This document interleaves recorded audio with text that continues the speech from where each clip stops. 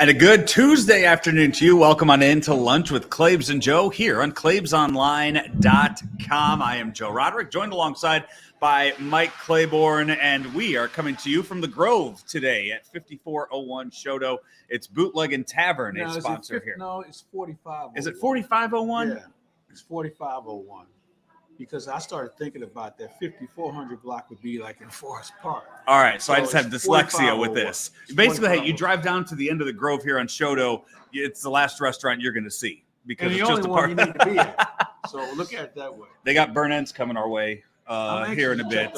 It's Kansas City barbecue out here, Claibs, and one of the reasons we're doing the show here today is because Brenton, the owner here at Bootleggin, who I've been doing work with for years now, back in radio days, a huge Kansas City Royals fan. Yesterday and today are basically like a holiday for him here in St. Louis. Well, he had good reason to feel good about yesterday. That one,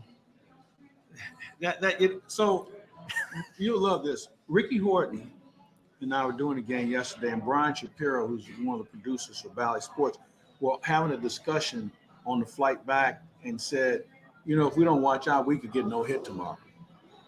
Really? And so he says that to me like in the sixth inning.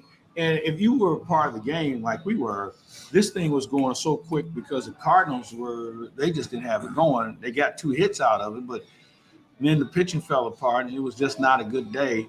And, you know, the problem with this is it's one thing to lose to Kansas City. The other thing is we're losing the teams that we already put on the schedule of saying we're going to beat these guys. Yeah. You know, whether it's Cincinnati or Cleveland, you know, we thought the same with Arizona early in the year. We go to Pittsburgh later in the week, so we don't know what's waiting for us there. No. So, you know, this all upcoming those teams that you thought, we can beat them. We can't beat them. This upcoming road trip that they're about to go on, Pittsburgh, who you always look at and you go, we'll take majority against them. And then the Rangers are playing well. They have one of the most potent offenses in all of baseball right now. If they ever get DeGrom going, they could be a handful. But I mean, the Mets said that for years too. Yeah, but and you know this. And so I'm going to ask you this question, and maybe we talked about it before. Would you rather go out and spend a small fortune on that legitimate ace, or would you rather go out and spend really good money on a pair of number 2 guys? Are those number 2 guys, have they been healthy their whole careers, or is that ace DeGrom can't get healthy. I mean, DeGrom hasn't been healthy in 3 years. 4 years. I can't recall him ever having 2 consecutive years where right. he's healthy. So that's why I just never understood. Like, okay, did I want the Cardinals into discussion for DeGrom? Sure. For what Texas paid for him? Absolutely not. The same thing I would say for Verlander, Max Scherzer, because, you know, they can only give you 5 to 6 innings. Yeah.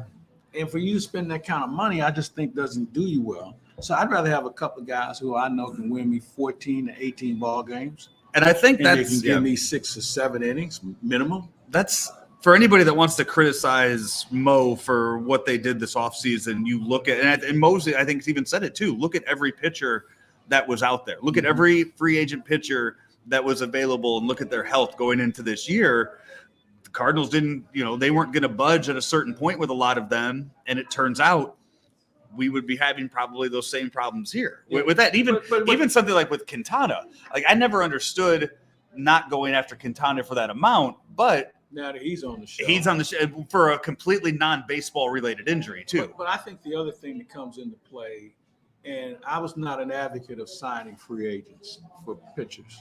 And I think I can give you a couple of examples on why that hasn't turned out. Yep. But I would have been looking at guys who maybe had a little bit more control or another year on their contract and would have made deals for them.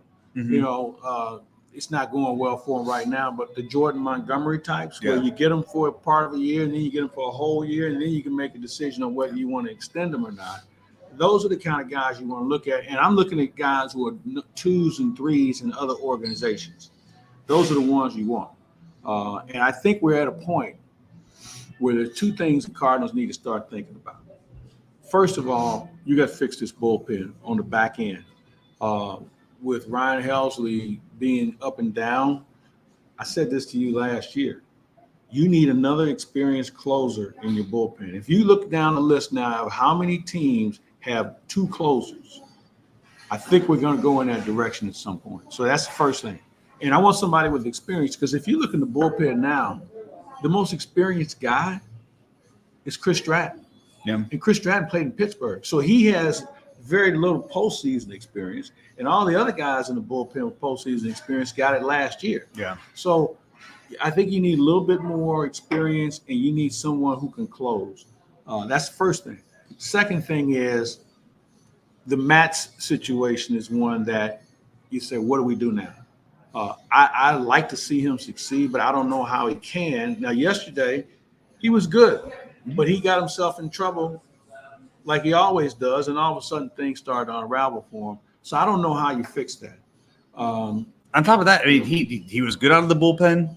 Leave him there for a bit. Don't look at one good outing and say, all right, he's ready to start next time around. I agree. Leave him. You know what? Maybe you found a long guy in the bullpen. Maybe you convert him into an Andrew Miller type of a pitcher, and maybe that's what he is.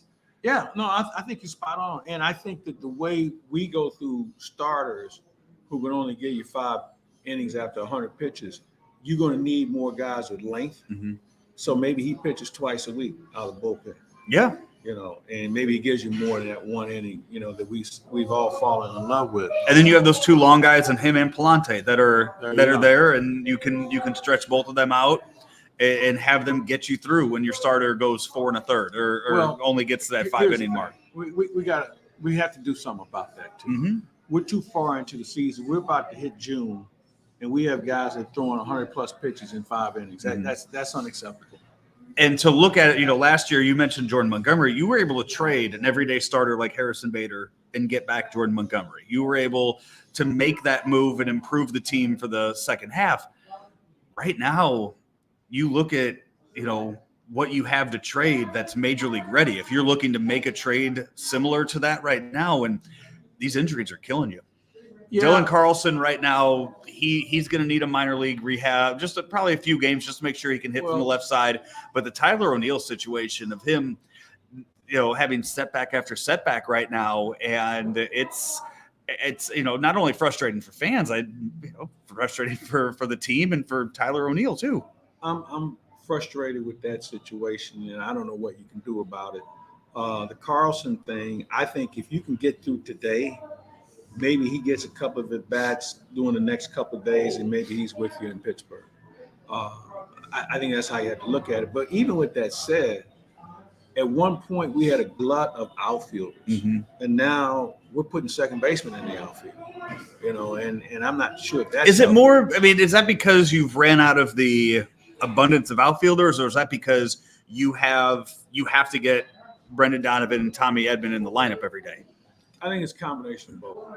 It just happens to be that those spots are available in the outfield, but I think that you got to get them in the lineup, and because they've been really kind of quietly carrying you here for the last week or so as far as your offense is concerned. So I think that there's a lot of balls in the air with this team. They're not playing as clean as they need to. The pitching we talked about ad nauseum. And as Arenado goes, this team goes, and he's up and down as well. So there's a lot of things. We haven't even gotten to the catching yet. Yeah. And that's been something that's different. So I mean, there's a lot of balls in the air. But you know what, Joe? If you look around baseball, I can give you about a half a dozen teams that I would say are pretty good, and I think the rest of the league's trying to figure out who they are. Yeah. Cardinals only 5 games back right now. I mean, so they have they are still in the mix. I know Mo said yesterday that they will not be sellers at the trade deadline, especially when you look at how close they are to the top of their division compared to some. I believe if you look at the Yankees, the Phillies, the Padres, they are all further back from winning their division than the Cardinals are in the NL Central right now. We are at Bootleggin Tavern here in the Grove. Come on by, get lunch if you're heading down to the ballpark tonight. Get dinner before you head down to the ballpark for tonight, and we are powered. If you swing by, we may have some tickets for you for an upcoming series. We are brought to you by Ameren Illinois, Graybar, and Mungenast St. Louis Acura. Claibs, you mentioned get through today, and you have the couple days off. The Cardinals have upcoming days off 2 in a row, scheduled 2 days off in a row on Wednesday and Thursday. Can you ever remember? No. And here's why that took place. We were scheduled to have Memorial Day off, and the Cardinals felt like, well, we can play Kansas City, we get a good crowd, and we've had very few holidays off. It was more of a situation where, from a fan standpoint, the Cardinals wanted to say, hey, we'd love for you to be part of what we do on Memorial Day, and that's how that came up. So we just moved an off day that was going to be on Monday and moved it into Wednesday. So I have the magnet schedule they gave out at the beginning of the season. I have that on my fridge at home, and it says the car has an off day listed for yesterday on there. So that's how. So they changed it up, and MLB approved it. So there were 8 teams, I think, that were off yesterday. Yeah. And that's not good. That's that's not good for baseball. If you're agree. trying to grow the game, kids are off school. You have same Memorial Day, 4th of July. Those there's Labor Day. There should be baseball on those days. They should have had a 2-game series, and you take Wednesday off, and you open up somewhere Thursday for a 4-game series. But again, this schedule, as we're learning, because it's new for everyone, I would think that when they sit down, when this season's over with, they're going to have to tweak it a little bit and just try and find some common sense dates that I think would work for the future. So it's a work in progress, but I agree with you. You can't have holidays off. No. I mean, this is where you really make your money if you're a good team. If you're a bad team, you're on the road. I mean, if you're Oakland, we're not going to waste your time playing at home. Get on the road and play somebody. And I think you got to take a longer look at the schedule, not have like the flex schedule we see in the NFL where you can pick what time you play, but I think that they need to start taking a closer look at scheduling and putting certain teams in good environments where they can have a draw, where they can create interest in those markets that deserve it. Yeah, they're like weekend series. Yeah, weekend series. We're going to sell out. That you're going to have 40,000 there. If you're Oakland, I don't even know why you play at home anymore. I mean, think about it. But the ink isn't dry on the paperwork yet. Yeah. Thank you very much. It's our lovely, and your name is Katie. That's Katie, everybody. She's got the burn-ins for us. So, the ink isn't dry on that deal, but why would anybody want to go to a game knowing that, they're done? I saw some of the ticket deals that they're running out there this year in Oakland, and if you're a baseball fan, you're going to the games.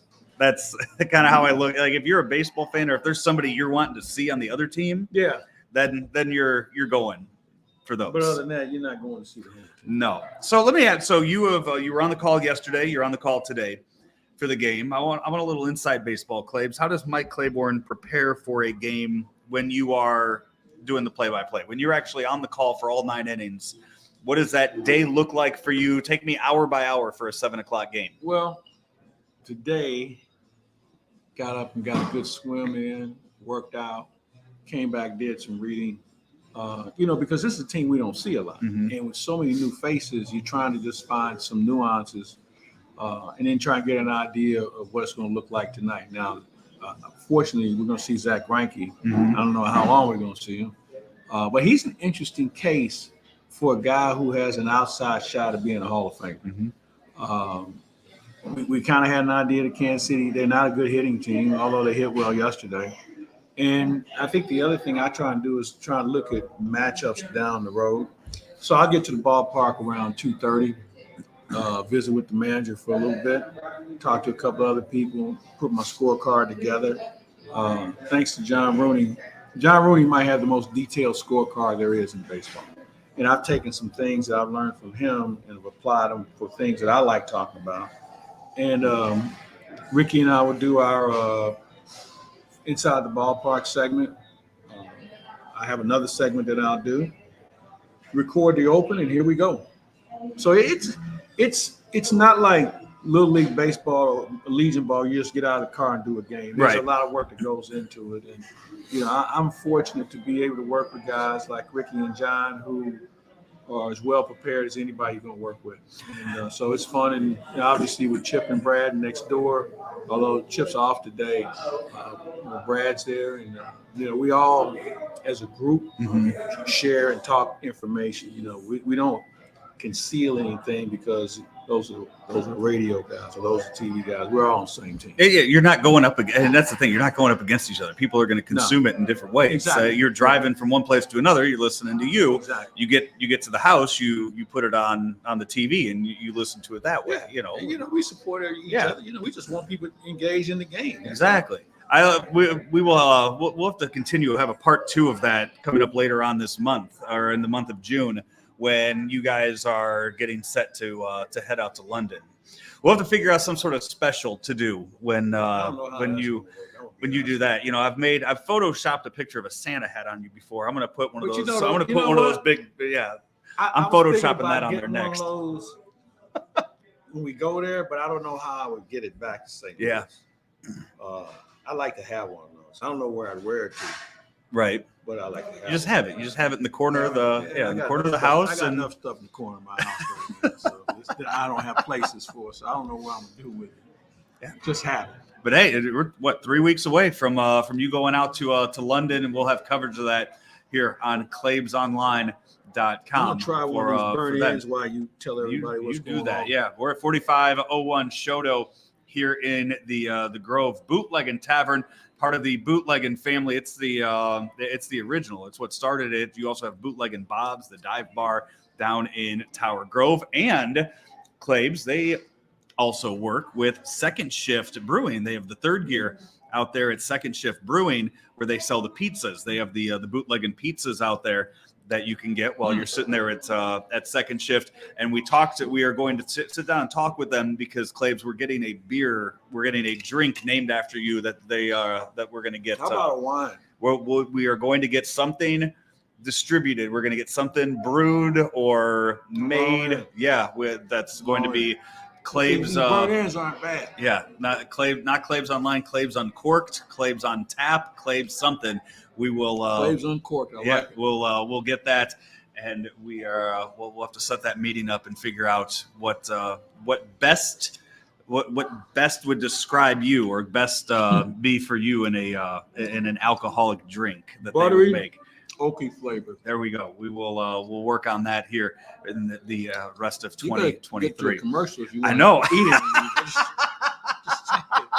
it.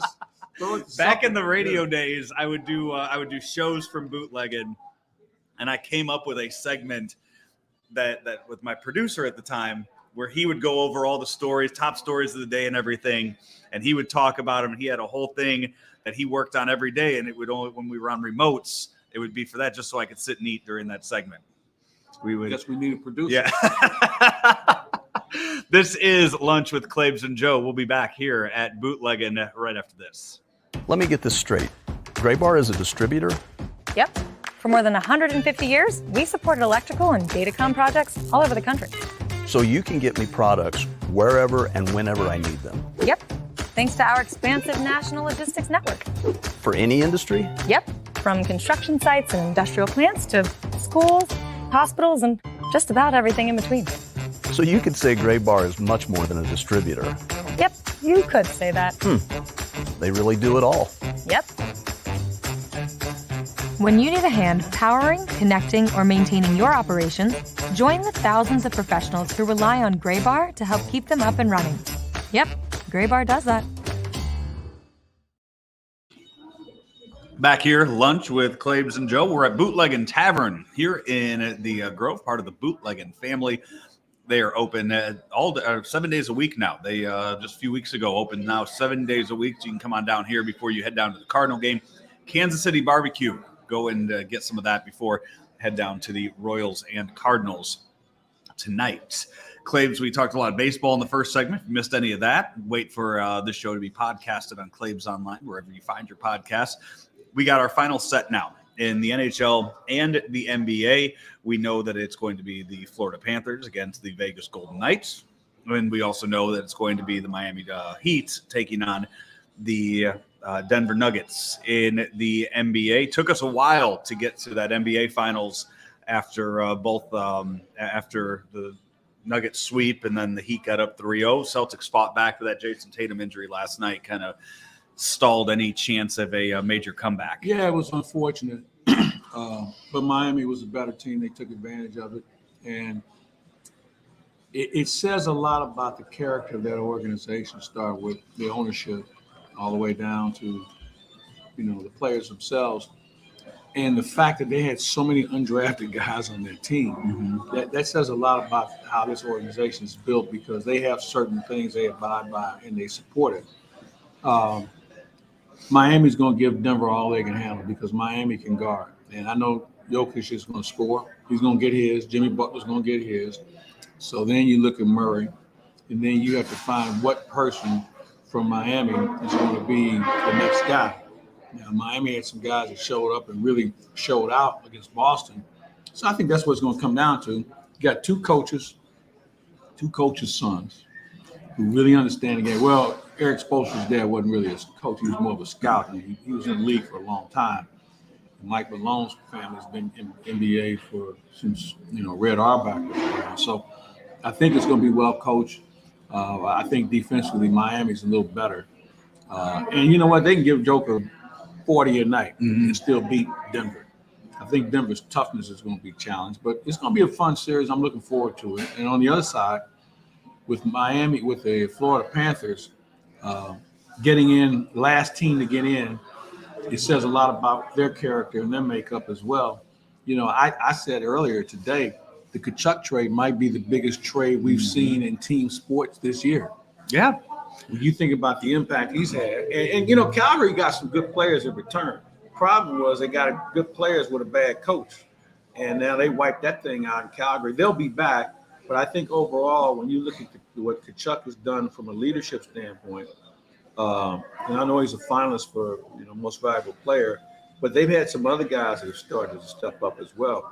So I think that could be if it goes 7 games, I wouldn't be surprised because Vegas is loaded. They've had a coach that got his team to the Stanley Cup Finals in 19. They let him go, and he was out of work for about 20 minutes, and he's been rehired, and he's done a phenomenal job with Vegas. They're deeper. They got a lot of good players. It's going to be fun. It's going to be a chippy series. Let me go back to the NBA real quick. Let's talk about Eric Spoelstra. This is how many teams now has he led to the finals? Is this 4? This is 4th final, I think, that he's taken the Heat to, and it's 4 different. I mean, this isn't just running out the same guys year after year. I mean, this is totally reconstructed rosters, and he's done this a couple times now. He's been able to adjust. So the backstory on him, as I said, his dad was in the scouting for a long time. He was just a video guy. He was a video guy, and he worked his way up, and Pat Riley retired, and they named some kid Eric Spoelstra the head coach, and he was given a really good roster at first that he took to the finals and has done so a few times. I mean, he did it, the first time with Shaq and Dwayne Wade, then he did it with LeBron, and then he did it with the team in the bubble, and now he's doing it again. I mean, Well, wait a minute. Was he part of the Shaq thing, or was that Pat Riley? I thought he was at the end of that. Was he not there with Shaq? I think Pat Riley was a coach of that team. Okay. But regardless, he's been in the finals and he's done it with multiple teams. I mean, with multiple rosters, which you don't. Number one, you just don't see that happen in the NBA. You don't see teams give their coaches the opportunity to do that. You look at how quick Toronto moved away from Nick Nurse. You look at how quick the Bucks moved away. They just it's okay, you're not good. Okay, you're out. Next guy up. We'll figure it out with this guy. And look what happened in Philadelphia and Phoenix this year. Those 2 guys are out. I mean, now Golden State, their general manager has decided he didn't want a contract. And Bob Myers is a really smart guy. He's so smart that he probably realized 10 or 12 years in one organization is enough. So I don't know what he's going to do next, but I guarantee you this. There's not a league or team in sports that won't be kicking his tires on what he's been able to do. I was with the Spoelstra, I was just gonna ask, where you kind of put him as far as coaches go in the history. I mean, look at he's right there. Yeah. I mean, you think about what he's done, as you mentioned, with so many different people, personnel wise. I think he's right there. I mean, you talked about the top 5 coaches, and so let's talk about top 10 all-time greatest. Okay, we'll give Auerbach his due. Phil Jackson, Pat Riley. Greg Popovich, Spoelstra's in that conversation. Steve Kerr's in that conversation. I'm trying to think of some old head guys that really did a nice job from back in the day. Chuck Daly. Chuck Daly would be in that conversation. Boy, I have to think about a couple other guys. Hubie Brown doesn't get credit for being a good coach. ABA and NBA. He would be in that conversation. Larry Brown. Yes, and Rudy Tomjanovich would be in that conversation. But it doesn't hurt when you got Akeem Olajuwon on the team. I mean, I might be able to get us some playoffs with that guy. But my point being, those guys were able to maintain, and it's an interesting mix. Mm-hmm. You had guys who were players. You had guys, video guys. Greg Popovich never dribbled the ball in the NBA. Right. So you have some interesting guys who have found their way, found that path. And I think we start to see more of it. You look at the NHL, Paul Maurice never played. He had an eye injury to cut his career short. And, the guy, Cassidy, he didn't play. So there's different paths to being a successful coach other than being a player. And, I think when you see it in baseball, look at our division. Okay, you have Council, Ross played. Marmol didn't play. Shelton played. Injury cut him short, and then David Bell. So baseball's a little different with regard to they like former players being involved, but overall, you look at some of the other sports, they're finding people who understand people instead of telling war stories about how they play. And there's nothing wrong with that. I mean, if you play, you do have a leg up on understanding how players react towards certain things. But man, I think when you look at the NFL, Belichick didn't play. Parcells played 1 year in Detroit. And you look around at some of the other coaches, Andy Reid didn't play. So it's one of those deals where, you're finding guys who understand people and how to communicate and how to get the point across. So right now, finals start in both the NBA and the NHL. NBA first. Who do you like, Nuggets or I'm taking Heat? Miami. How many? 6. All right. I'm going Miami too. I just don't want Stan Kroenke to win another But that's championship. another reason. Yeah. I mean, and although having said that, we're talking about a guy who's won a Super Bowl, who's won a Stanley Cup. For him to win an NBA championship and to be such a despicable person, it's just something wrong with the world if that would take place. Absolutely. And then in the NHL, Panthers and Golden Knights. I'm gonna take Florida. My only concern that'd be 2 8 seeds. That would be 2 8 seeds winning in both sports. They played a lot of hockey. Okay, played a lot of hockey, and you remember they were basically in playoff mode with 2 weeks to go in the regular season. We talked about it before. I mean, the Penguins losing to the Blackhawks got us here. Yeah, you're right. And so I let's look at if they, everybody's playing on adrenaline now. I mean, everybody's hurt. They've had a few days off to get themselves rested. Fortunately, the schedule worked out that way. But I think overall that we're going to have some pretty good series. And I'll make this prediction.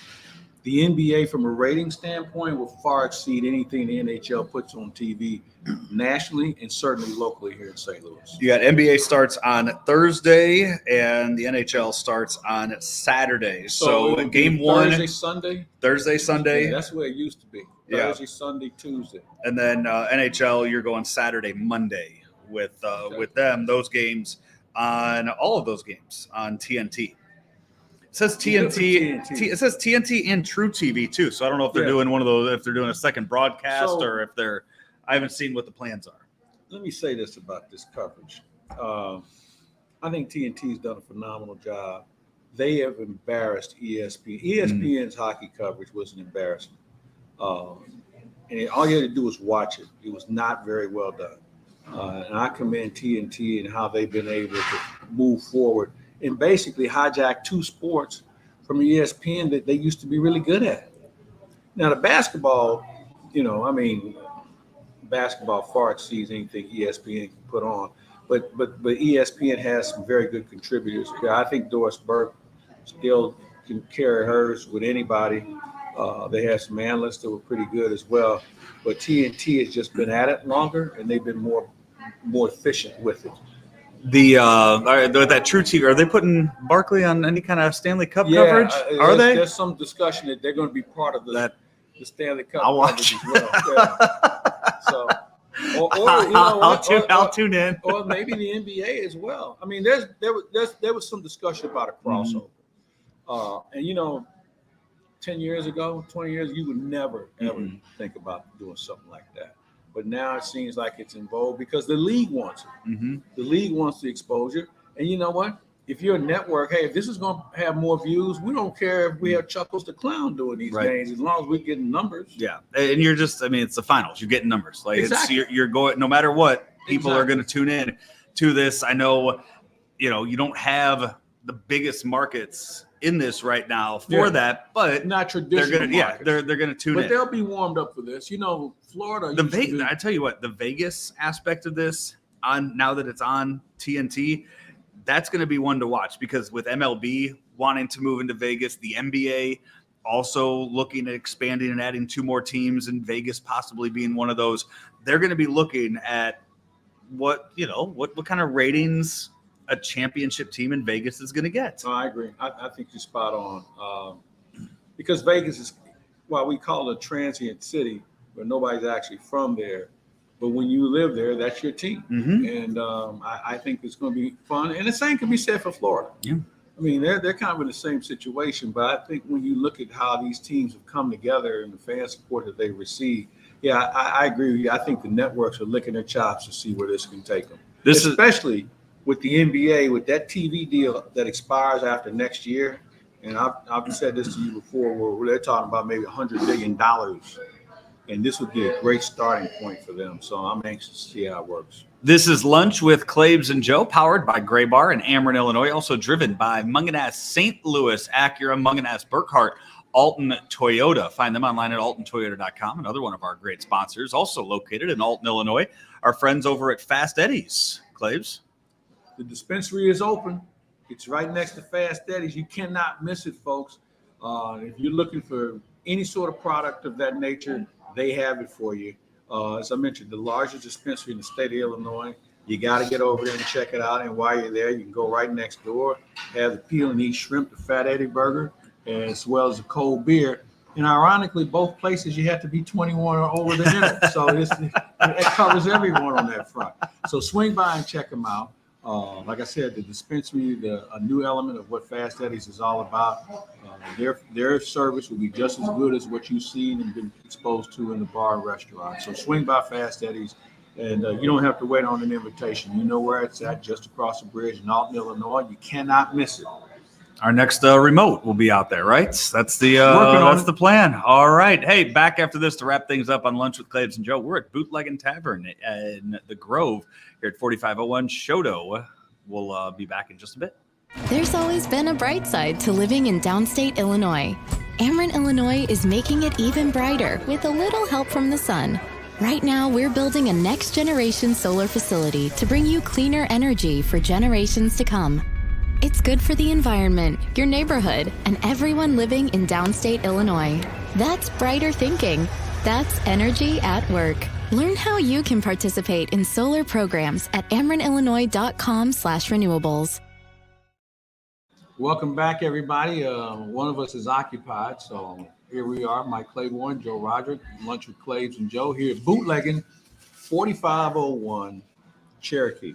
Cannot miss it. It's Shoto. I'm sorry. You can miss it if you go to Cherokee. If you go to Cherokee, there's something else going on over there. But we know what's going on here, so come on by and check us out. This is a fun place. I think it's one of those great neighborhood places where people in this area can walk here. They got plenty of parking. They got a lot of other things going on. A very interesting menu that I would suggest you check out. And the refreshments, although we haven't sampled any yet, but this thing won't last much longer. We might have a pop before we get out of here. A fun place, brand new. Come check it out. And I think once you have your first experience here, it won't be your last. Yeah. Also, Bootleggin Bob's over in Tower Grove, and they have their third year over at Second Shift Brewery. They're selling their pizzas out there as well. They're also partnering up with a company called Central State Sandwiches, a new food truck that you're going to see around St. Louis. Find them, centralstatesandwiches.com, and see where Kyle is going to be with that food truck here in the near future. Claibs, I want to get to the Indy 500, but we didn't mention it earlier when we were talking baseball. Feel-good story last night up in Chicago. The White Sox, Liam Hendricks. Yeah. He returns last huge. night, 5 months after being diagnosed with non-Hodgkin's lymphoma. He beat it. He went through minor league rehab and back with the team yesterday. Really, really great story. It is a great story. That's the guy I'd be kicking the tires on down the road.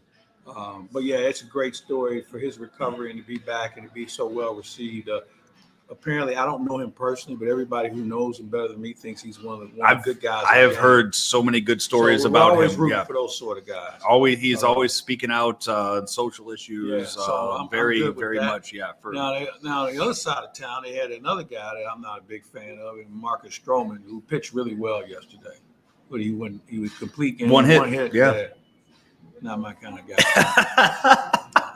He did the Wander Franco, the whole glove flip thing, and Franco was the only one that got the hit off of him yesterday in the game. There was another story in that what was kind of missed in that White Sox Angels game. Ben Joyce made his major league debut, a third-round pick from the 2022 draft. I don't know how many guys from that 2022 draft have made their debuts already in Major League Baseball. I can't imagine it's been that many. Not that many. But for him being a third-round pick. What about the kid from the Angels? The leadoff hitter that they have, was he a 2022 pick? 22 also. They're shortstop, right? Yeah. He because I know I couldn't remember if he was the 22 or 21 I know pick he's for that. fairly young. But I think for being a third round pick and making your debut this quick, I mean that's really unheard of. Apparently Jackson Holliday's lighting it up in the minors. He may be next to where he's swinging the bat, and they rush these kids, and then when they get here, they're like, well, he's not ready. I think the pressure of these teams now to get kids to the big leagues as quickly as possible is risky because a lot of them are not ready. A lot of them still have a lot of learning to do. And because we don't have rosters that are loaded with veteran players who can help some of these young people, that's a problem also. So I think every organization looks at it differently. But, when you have one of these young guys up here, man, you got to produce and produce quickly. So let's wish them all the best and make sure they have long, prosperous careers. Zach Neto was a first-round pick for the Angels in the 2022 draft. So that's pretty. They drafted well. Right hey, there, they drafted well. When you're as bad as they are, most of those guys are going to be pretty close to being ready to big leagues. Indy 500 was this weekend. So my day. I made the mistake of being in Indianapolis on Friday, but I got out before all that stuff started. So I'm watching Formula One from Monaco, which is one of the great races in the world. And then I get the Indy deal, and then we got the 600. So I was in race hell this week. In such good races that are out there. We have the race here in St. Louis this weekend over at Gateway International or Worldwide Technology. That's going to be fun. The 300, and then they also have the Truck Series taking place over there as well. So this is my time of year. I love auto racing. I'm more of an open wheel guy. Stock car I get, but man, there's some really good races out there right now. The technology is just beyond anything you could imagine. An incredibly scary situation in the Indy 500. Yeah. That tire, I don't know how. Did you see the woman? They found a woman whose car it was. Yeah. And so they let her come out and kiss the bricks. I'm sure they did some other things for her as well. But that is dangerous, man. I can't imagine. I can't believe that there are any spots in that entire place where that could happen. You would think they would go, okay, hey, here's where a tire could go. We're going to extend it by even more now. There'll be one next year there. Right. But it is very dangerous, and we've seen people get wiped out in those situations. That would have killed people. That would have killed multiple people. Doubt. Yeah. So fortunately, no one got hurt, but some good racing. There's a lot of good guys out there, man. And if you're not a race fan, check it out, but get with someone who understands racing and can explain to you why certain things happen the way they do. I've been a fan for years, and I've never been more enamored by what I'm seeing because every circuit has a half a dozen, 10, maybe 12 guys that are all capable. The key is everybody doesn't have the same equipment. Everybody doesn't have the same car, and a lot of money that goes into it. But if you get the right equipment, man, you can cash a lot of good checks, and it's a very expensive sport to maintain. But there's a big pot of gold at the end of the rainbow if you're able to win. There, I know this. I believe this weekend, possibly. There's, I don't know if you've seen the new the 2311 car for this weekend. He may be here this weekend. I was told this the other day that he may be, because last year he went to Kansas City for that event, and I was told the other day there's a good chance he might be here. The 2311, by the way, the he's talking about would be Michael Jordan. That's the owner of the 2311 race car team. So, yeah, that's who? That's Bubba Watson. Denny Hamlin. It was Kurt Busch was part of that too, wasn't he? Denny Hamlin. Okay, not Denny Hamlin on that. So there you go. If you're heading down to Worldwide Technology this weekend, chance you'll see the greatest of all time. Not that he's going to be driving in a car. He might be there. If you see a big 6'6" black guy over there in the pits, it's Michael Jordan. That's if you see a black guy over there, it'd be hard to miss him. Period. Now there are more African Americans that go to these races. And I give NASCAR credit for trying to be more inclusive. Obviously you have Bubba Wallace on the circuit. I think the next venture for racing is to find someone in open wheel racing. You have Lewis Hamilton on Formula One, but open wheel doesn't have anyone of color that's racing on a regular basis. And then again, this is an expensive sport, and to try and get a ride, man, is tough. And if you don't have sponsors, it's even tougher. So we just wish that the races go well, everybody stays safe, because you can get messed up pretty good, but the safety issues that they've taken, measures that they've taken, they make these cars a whole lot safer than what they used to be. We want to thank Bootleggin Tavern for having us out here this afternoon. I believe the next time I come out here, I think I have to bring Rammer with me in some capacity, because you guys can do the daily. Yeah, I know. Here. That's because I did my show from Bootleggin Bob's last month. Didn't take him there with me. He knows I'm doing the show here with you today. Didn't take him with me.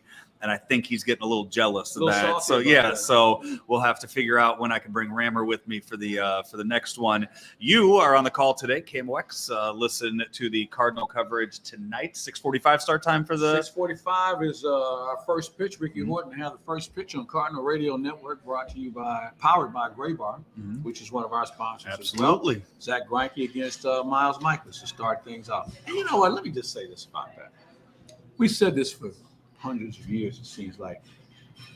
One starting pitcher going against another. Well, he's really not. They don't even face each other in batter's box. So I've always wondered why we use such and such versus, and I'll give you a good point. They moved Wainwright up so he wouldn't face Greinke. Why? Huh? What? Wow. What was the reason for that? I have no idea. I'm going to ask the manager today. All right. So tune in early. The matchups, I've always wondered why we talk about matchups, because the matchup isn't pitcher on pitcher. Yeah. It's pitcher against batter. And I don't know why we do it. We do it in other sports too, like football. Yeah, your quarterbacks, Quarterbacks, like, they don't even know. The only time they only feel the same times for a coin toss. They don't face each other. Yeah. So I don't know why it's a stickling thing for me. I'm done with it.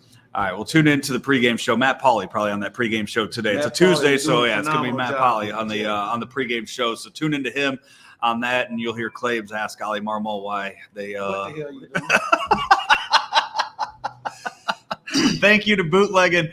Hey, we will. If you missed any of the show today, it'll be up on the podcast for claibsonline.com. We've been powered by Graybar and Ameren, Illinois, and driven by Mungenast St. Louis Acura. And new sponsors on the way. We'll be unveiling soon. And we're all right here on claibsonline.com. At St. Louis Acura, we have over 100 new Acura models and over 160 pre-owned models in stock or on the way in May. Get 4.9% financing for up to 60 months on 2023 Acura MDXs, TLXs, Integras, and RDX models. Or get a certified rate as low as 3.49% on certified TLX and MDX models. And you can earn up to $1,500 in loyalty incentives. St. Louis Acura, better than ever for you.